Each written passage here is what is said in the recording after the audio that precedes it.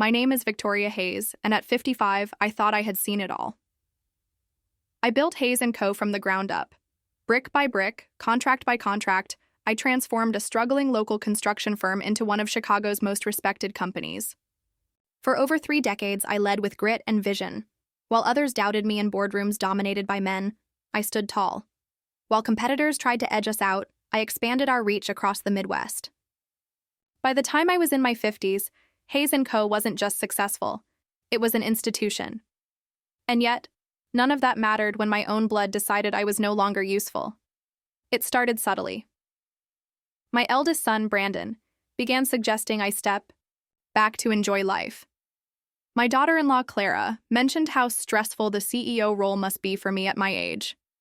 Even my youngest daughter, Lily, who once idolized me, began treating me like I was fragile. "Mom, you've done enough," she said sweetly one evening. "Let us take the reins. You deserve to relax." At first, I brushed it off. They were my children, after all. They grew up watching me sacrifice everything for this company. Surely they respected that. But the hints became pressure. Pressure became manipulation. And manipulation turned into betrayal. At a quarterly board meeting, they blindsided me. Brandon, now the CFO, and Lily, heading marketing, introduced a proposal to the board. My board. A leadership transition plan, they called it.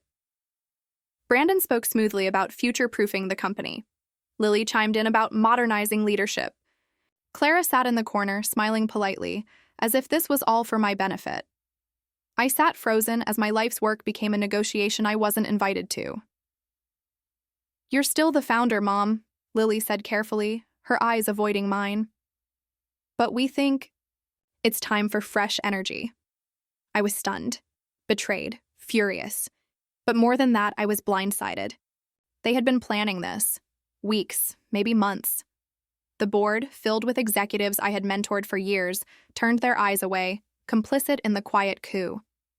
I fought back, of course. I argued. I reminded them who built Hayes & Co. But corporate politics and family greed are powerful allies. The vote was cast. It was unanimous. I was offered a generous retirement package framed as a celebration of my legacy. Legacy. What a pathetic word when wielded like a weapon. That night, as I packed my office alone, tears blurred my vision. I stared at the name on the building, my name, and realized I had been erased from my own empire. They threw me a farewell party I didn't want.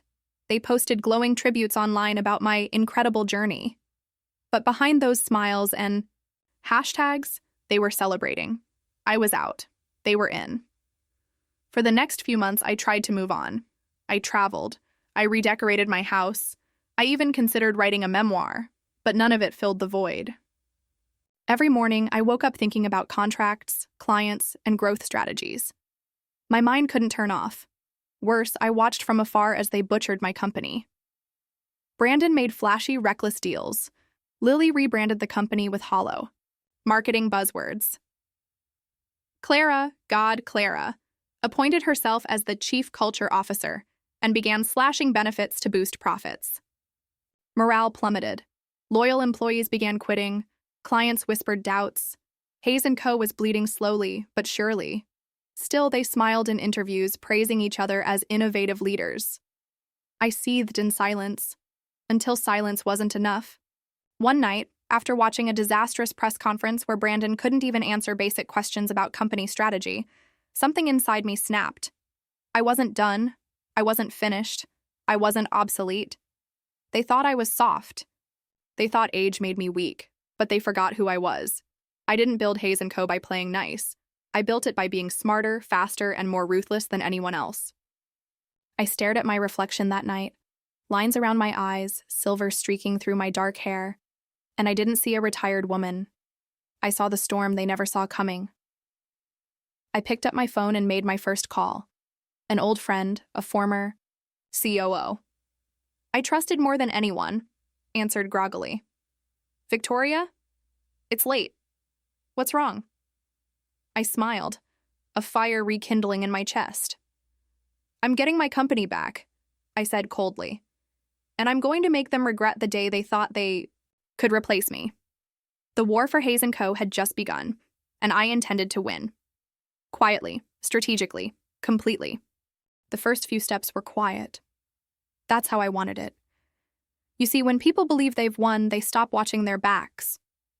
Brandon, Lily, and Clara had no idea I was moving in the shadows, gathering every tool and ally I needed to destroy them. I started by assembling my team, people who still believed in me. They weren't hard to find. The exodus from Hayes & Co. had already begun. Talented employees, fed up with Brandon's reckless decisions and Clara's toxic culture shift, were looking for an escape. I reached out to them personally, over coffee, over quiet dinners. I built Hayes & Co. with integrity, I told them. You know me. If you join me, we won't just compete. We'll remind them why loyalty matters. They didn't hesitate. Within 3 months, I had handpicked a team of industry veterans, loyal, former employees, and hungry young minds eager to prove themselves. I wasn't building a company yet. I was building an army. Step 2 was market intelligence. Brandon and Lily had made my job easy. Their arrogance was their weakness. I knew Hayes & Co.'s operations like the back of my hand. I still had access to contacts who whispered every mistake they made directly into my ear. Missed deadlines, overpriced bids, key clients feeling neglected. The cracks were everywhere. I decided to make my move public with a bang. I launched Hayes Legacy Partners, a new consultancy firm focused on elite, client-first construction solutions. It wasn't technically a competitor yet, but people noticed, especially the clients they were actively losing. I knew every pain point because I built those relationships. Now I was here to offer them the respect and dedication Hayes & Co. had abandoned. My phone rang nonstop. Former clients were eager to jump ship. Victoria, if you're back in the game, we're with you, one longtime client said without hesitation. I smiled. That was step 3. Take their power by stealing their relevance. Every account I took was a dagger. Every contract lost made Brandon and Lily sweat more. They still didn't speak publicly about me. That was their strategy. Pretend. I didn't exist. But ignoring a storm doesn't stop it from coming. Behind closed doors, I knew they were panicking. I began hearing from industry contacts that Hayes & Co. had slashed prices desperately to hold on to clients. Clara hosted pathetic social media live streams, trying to rebrand them as innovative and youthful. It was laughable. They weren't young visionaries. They were greedy amateurs playing with something they didn't deserve. I decided it was time for Phase 4, exposure. I hired the best PR firm in Chicago. Not to smear them.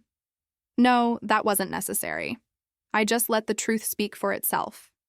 Former employees publicly shared their horror stories. Articles began circulating about the chaotic leadership shift and declining company values at Hayes & Co. I didn't need to say a word. The media did it for me. Headlines like, "From Family Empire to Corporate Disaster, the Fall of Hayes & Co." began trending. Brandon tried damage control. He hosted stiff interviews denying everything. Lily stayed silent, clearly overwhelmed. Clara went on a tirade on LinkedIn, blaming old guard mentalities for their bad press. Every move they made only dug their graves deeper. And me? I stayed poised. Professional. I hosted panels about female leadership, mentored young entrepreneurs, and slowly, silently, let Hayes Legacy Partners absorb every major player in the market. Soon, I wasn't just stealing their clients, I was becoming the market. 6 months later, something poetic happened. A major municipal project, worth over $50 million, came up for bid. Hayes & Co. always won those in the past. It was their bread and butter. But this time, the city chose us. Me, Victoria Hayes, the woman they pushed out. Brandon was humiliated. I knew because mutual connections told me he lost it in a board meeting, screaming and throwing a chair. Lily disappeared from social media entirely. Clara? Well, Clara tried to spin the loss as a strategic shift. No one believed her. The final blow came quietly. Investors began pulling out of Hayes & Co. Their stock dropped. Key partners terminated contracts. Rumors of bankruptcy swirled. I watched from my glass office overlooking the Chicago skyline, sipping tea as the company I once built, and they tried to steal, crumbled. They had set out to erase me, but I had become their nightmare. Not loud, not angry, just unstoppable. And I wasn't finished yet. They hadn't begged. They hadn't been ruined publicly enough. That was coming next. When you try to bury a queen, you better pray she doesn't dig her way out. I did, and I was about to make them pay in front of the entire world. Hayes & Co. was drowning, and I wasn't even close to finished. Watching from my glass office, I felt no guilt. They deserved every bit of the collapse they had orchestrated.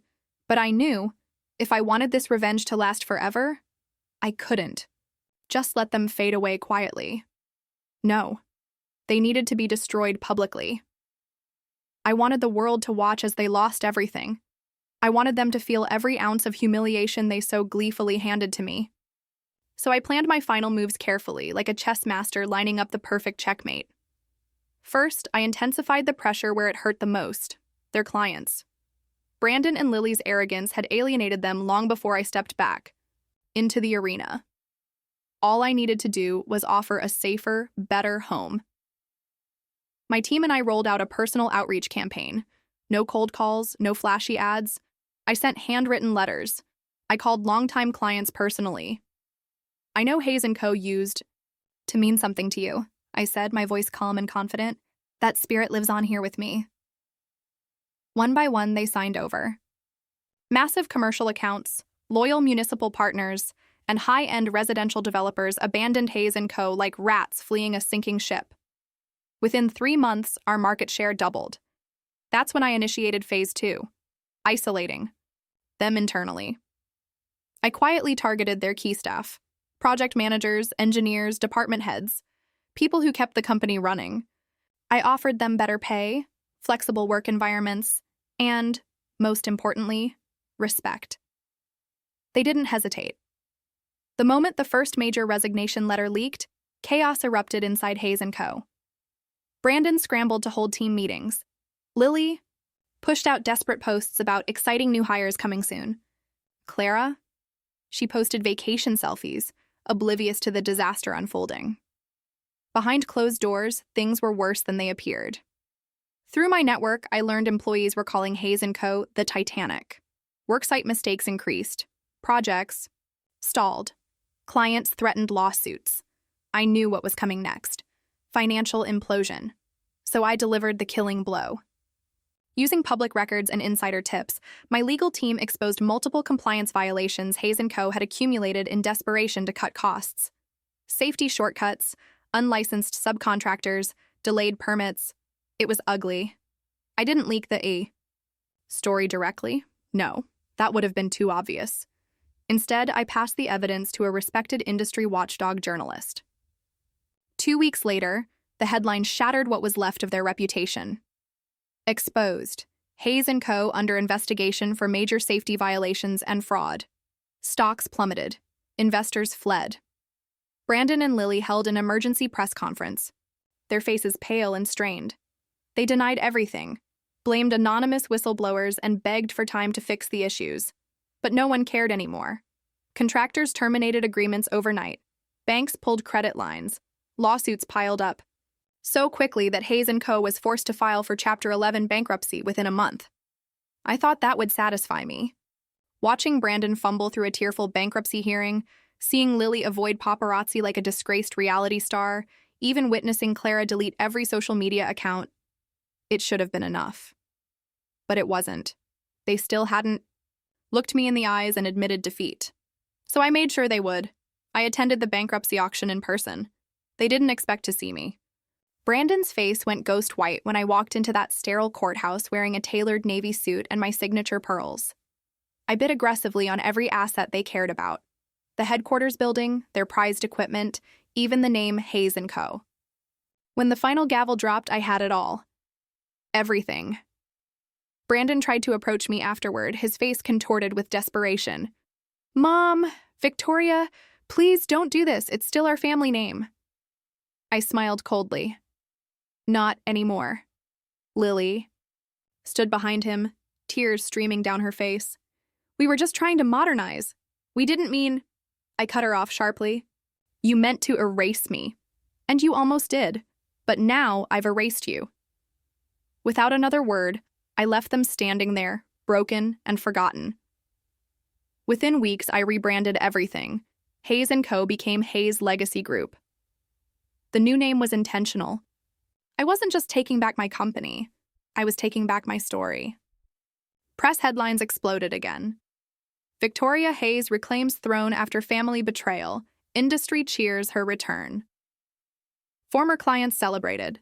Partners toasted me at industry galas. I became a living legend. But more importantly, Brandon, Lily and Clara faded away into nothing. They lost the company, the fortune, and the respect they thought they owned. They took my legacy and tried to make it theirs. But in the end, all they did was hand it back to me, stronger than ever. As I sat in my corner office one evening watching the sun set over Chicago, I allowed myself a small smile. This wasn't about anger anymore, or even revenge. This was about victory. They thought age would make me weak. They thought betrayal would break me. Instead, they created something they could never defeat. Me. Victoria Hayes. The queen they should never have crossed. Owning everything they once held dear should have been enough. I had seized Hayes & Co., rebranded it as Hayes Legacy Group, and restored the company's reputation to greater heights than before. The press adored me. My clients adored me. Even my fiercest competitors respected me. But deep down, I knew this story wasn't finished until they begged. And beg, they did. It started quietly. Brandon tried first. Late at night, I received an email. Desperate, thinly veiled as professional. Mom, we need to talk. I know mistakes were made, but this family should stick together. Let's discuss options. I didn't reply. Silence was the sharpest blade. A week later, Lily sent flowers to my office. Peonies, my favorite. The note attached read simply, "I'm sorry for everything. I didn't even bother bringing them home. They stayed in the reception area where my team laughed about them all afternoon. Clara, though, she was the most pathetic of them all. Unlike Brandon and Lily, whose arrogance had simply turned to panic, Clara was truly afraid. Facing mounting debts and a total blacklisting from the industry, she reached out directly through one of my senior partners. Victoria, she pleaded. Please, can't we just talk? Maybe you could hire me back in some capacity? I can help rebuild the brand. Rebuild? She had the audacity to think I needed her. The same woman who spent years undermining me and pushing for my retirement. That was when I knew. They weren't apologizing because they felt remorse. They were apologizing because they were drowning.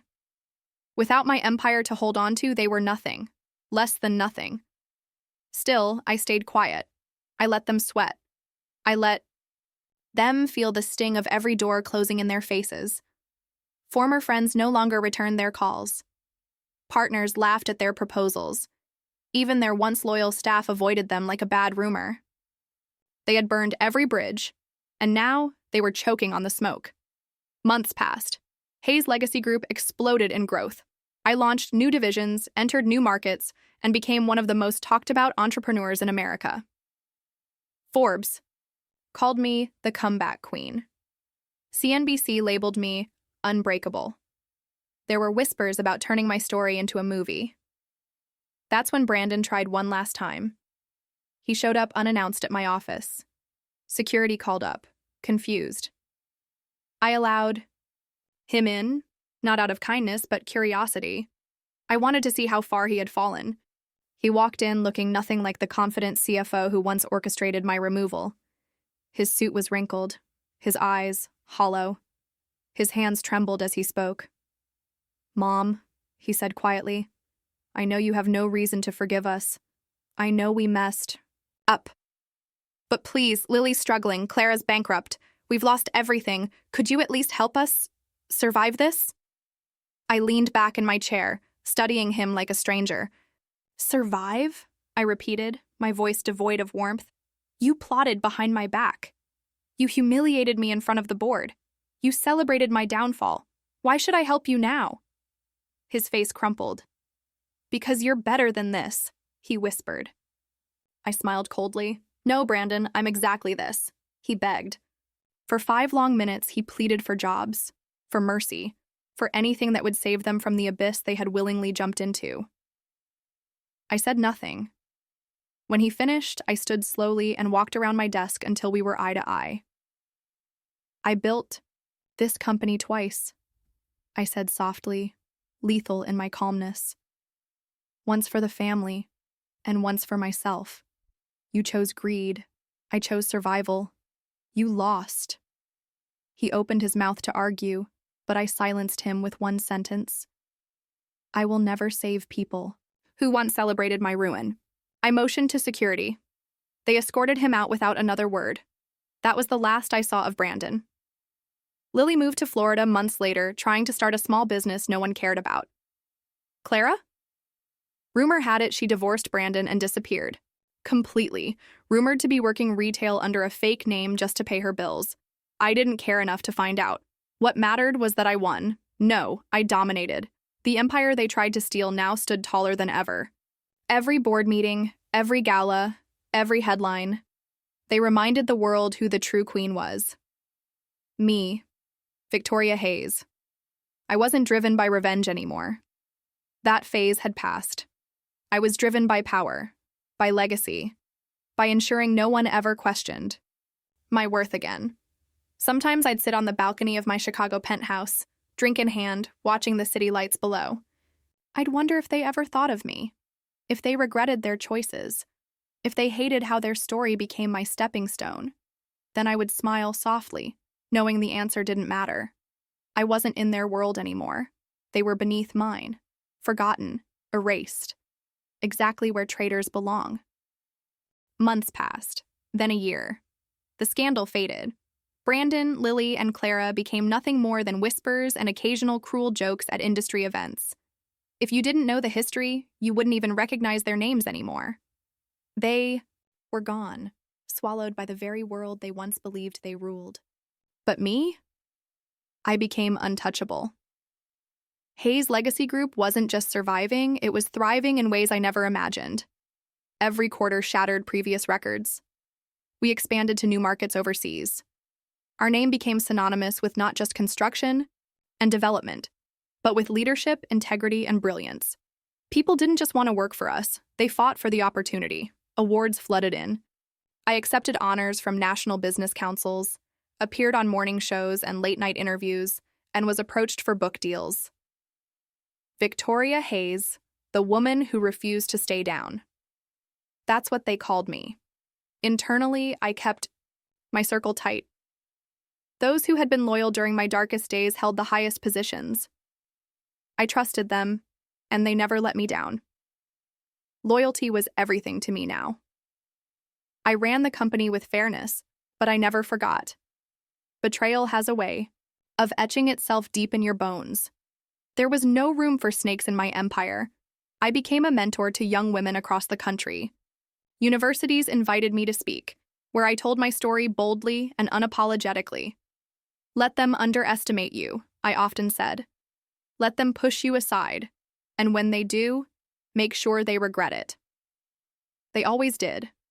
Word of my ruthless precision spread far beyond the construction industry. Corporate boards whispered my name with both fear and admiration. They knew what I represented: resilience, strategy, and cold vengeance wrapped in grace. No one dared cross me anymore. And yet, beneath all the accolades, the power, and the success, I sometimes thought of them. Brandon, Lily, Clara, not with sadness or longing, just curiosity. Where were they now? I knew bits and pieces. Brandon was managing a low-tier consulting firm, begging for small clients to stay afloat. Lily taught weekend workshops online, trying to rebrand herself as a marketing expert. And Clara? She vanished completely. Rumor had it she left the country, unable to face the disgrace. Their fall was complete. Their legacy, my legacy, rewritten without them. I used to wonder if revenge would taste sweet. It didn't. Not exactly. It tasted final, like closing a door and throwing away the key. What satisfied me more wasn't their suffering. It was my dominance. Every time I walked into a boardroom, every time someone introduced me as the legendary Victoria Hayes, every time young women emailed me saying, "You inspire me," I knew I had won in the only way that mattered. I didn't just beat them. I outlasted them. I became something they could never touch, never tarnish, never diminish. One evening, as I sat on my private terrace overlooking the Chicago skyline, a reporter called. They were writing a feature on the Titans who changed American business forever. They wanted my thoughts on legacy. I thought for a moment, then answered honestly. Legacy isn't what you leave behind, I said slowly. It's what no one can take away from you. She asked if I regretted anything, the revenge, the ruthless way I reclaimed my empire. I smiled, my eyes fixed on the glittering lights of my city. No, I answered. They taught me a lesson I'll never forget. They taught me that kindness is optional, but power is permanent. When the article published, that quote went viral. Young entrepreneurs, corporate leaders, even celebrities posted it everywhere. It became a mantra. I wasn't just a CEO anymore. I was a symbol, a story they would tell long after I was gone. Victoria Hayes, the queen who could not be dethroned. That night, I raised a glass alone. Not to them, they weren't worth remembering. I toasted to myself, to the empire I rebuilt, to the respect I earned, to the throne I reclaimed, and most of all, to the version of me they tried so hard to destroy, but only made stronger. They thought betrayal would end me. They thought pushing me aside would make me disappear. Instead, they wrote my legend for me. And long after their names are forgotten, mine will still echo through every corner of this industry. I didn't just win, I became untouchable.